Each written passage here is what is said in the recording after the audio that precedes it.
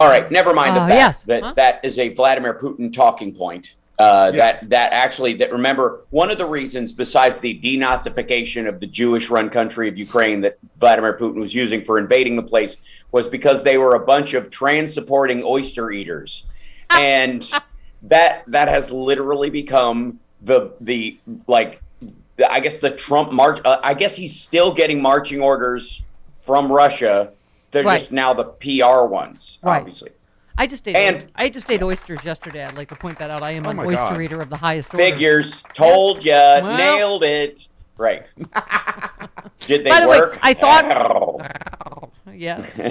Seeing you is always like eating oysters. I know. It's like a human oyster. Right. What? I thought, you know what, I thought you cut your hair, but no, it's a ponytail. No. But you were saying, this was interesting. I had not...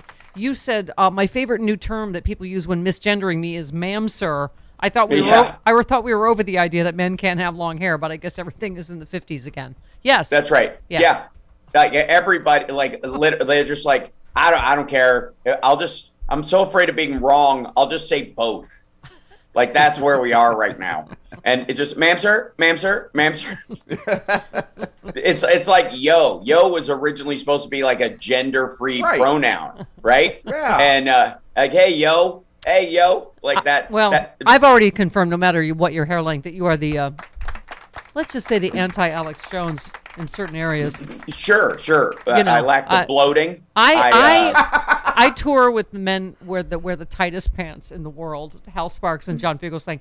You were quoting Alex Jones, who said, "I don't care if you're black or white. Penises are the third of size they were of a 1960s male." And you said, "Hi, dummy. It's just you, and your was always small. It's your gut that got big." Oh, okay. Yeah. Well, that was. I mean, you can't handle these people's stuff that they post or that is posted about them seriously. I think that's the mistake most people make. Like the Civil War tweet that's been floating around because Donald Trump, retruth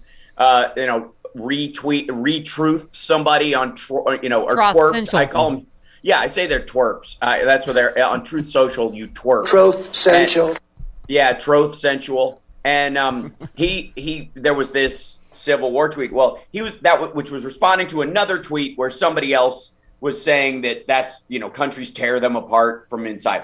I don't think he was calling for civil war. I just think he's too stupid to know that people will read it as such, because we're the only people who think he's important anymore. The rest of he doesn't.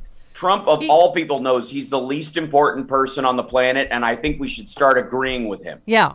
Let's see. It was not just that. He also, let's see, what were his targets this weekend? Travis, Twitter, the Wall Street Journal, his former endorsee about Alabama Senate candidate Mo Brooks. Blah, blah, blah. Who's surging ahead, right?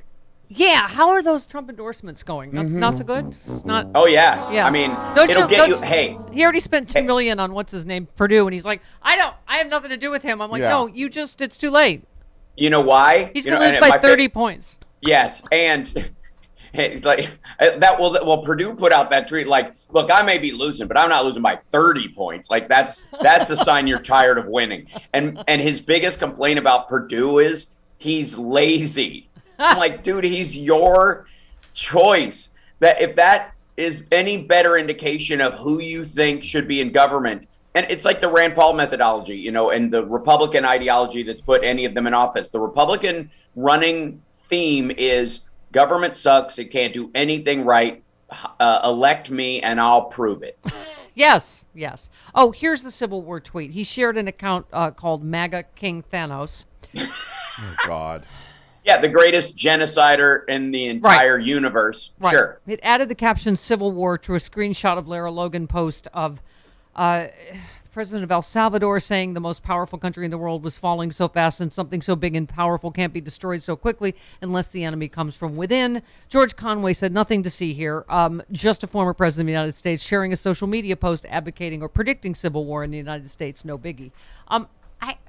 It still should be a big deal, shouldn't it? I know we're not supposed to pay attention to him, but well, here's the thing. Right now, there is a civil war going on inside the Republican Party. That the Dr. Oz McCormick fight is a great example of, if it's not just a runaway with a bunch of nobodies in it, Trump's endorsement means nothing, and the quote-unquote establishment rhinos are the bigger enemy than the Democrats amongst them. So Trump is thinking civil war all the time, even beyond the United States, because quite frankly, the rest of the country has moved on. Yeah. Most people are operating fairly normally.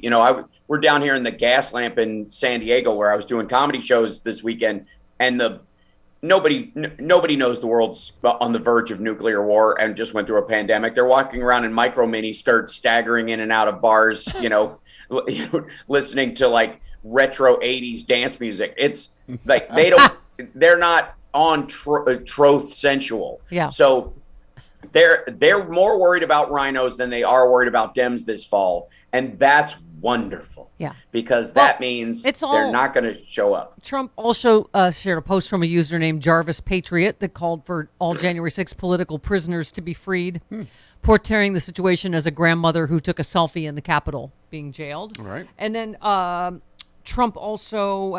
That's a Newsmax quote, by the way. That's the one they use on Newsmax all the time, a grandma taking a selfie. And Sure. all their shows, that's who that was. Not the guy who... And by the way, all those people who are close to that have all been released already. There are people who beat cops and their friend was standing right next to them, egging them on, but not physically helping. Those people went home. The only people who are still in jail in the D.C. jail are people who spit on cops, said, I'm not getting a vaccine, and if you let me out tomorrow, I'm going to do it again. Right. And that's what you do with those kind of criminals, no matter why they're in. Also posted about the complaining about the 2020 election and calling for Hillary Clinton to be locked up, because I can't hear that enough. Because everything's a reboot. Everything's a reboot. Oh my God! Can he shut up about that cake? Hillary's not going to jail ever. Right, ever. Yeah. There's a good chance you are. Still a good chance you are. By the way, can you just you retweeted? Nicholas tweeted. A WikiLeaks-like transparency organization without the ties to Russian intel released a cache of emails from Hunter Biden's laptop. They show signs of tampering. And you said this is why all you Ma Hunter laptop dorks at the Washington Post can go pound sand. You just said, for sake, it's nice to see people come around to what I've been saying since 2020, but Christ, there is no Hunter Biden laptop. Can you explain? Can you please explain, Hal Sparks? When we're hearing that Jared Kushner and Steve Mnuchin made, I don't know how many billions during and right after the Trump. Yeah. Okay, go ahead. Yeah, 20 billion something on over the course of or set up deals that will be worth that over the next 10 years. The Hunter Biden, for whatever, the Washington Post put this story out that they finally got a chance to look at the laptop and do a review of it. If you read the article, and I did a whole show of it on infotainmentwars.com, where it's not actually the laptop, it's a hard drive called laptop. That's right. Like a man called horse will be a disappointment in bed. A hard drive called laptop has a terrible screen. And just because you name something laptop does not mean you've seen the laptop. Secondly, it's the 10th generation of copy of Trollbait sold to Rudy Giuliani by Russian sock puppets in Ukraine that was originally supposed to be put on a laptop and dropped off at Keith Ablow's house where it would be discovered. He was that fox shrink, if you'll recall. Oh God, yeah. Go on there, right, and talk about how Hillary's psychotic and blah blah blah. He got busted for drugging and diddling his patients, so they had to move the plan to John Paul McIsaac, the blind Scottish repair shop man who they send in a Hunter Biden lookalike with 3 wet laptops. And as long as his accent was passing and he stayed more than 6 inches away from the guy's face, the guy couldn't pick him out of a lineup. Then, and this was the new detail. This is my favorite new detail. The John Paul McIsaac guy is suing Twitter and New York Times and all this stuff. Okay. And he said the FBI came to pick it up. 2 agents. You can't name them. They're not on the receipt he got. No one knows who these people are. And that they said, at one point, people who keep their mouth shut usually don't end up dead. That was, and then allegedly, after they took the laptop and disappeared, they called him back later that day and said, if Hunter Biden ever shows up to pick up the laptop, call us at this number and we'll bring it back. Oh my God. God. What are you talking about? Said no one. Come on. Okay. Come on. Kevin in D.C., you're on with Hal. Hello, Kev. Good morning. Morning. Hal, another man who speaks fluent nerd. So anyway, I was just wondering. You were talking about Trump, and I was thinking about how United States is probably the most famous country known, or at least the most praised for fighting the Nazis back in the day. Mm-hmm. And Germany, since that time, has done everything they could to erase any racist things that they did. You can't even put the Nazi symbol. And yet America, who again is practically the poster boys for fighting them, now does things like, people of my shade get slaughtered constantly, and then some cretin calls in and tries to compare a black person here, they're doing something, as the national threat that the FBI has said of white supremacy.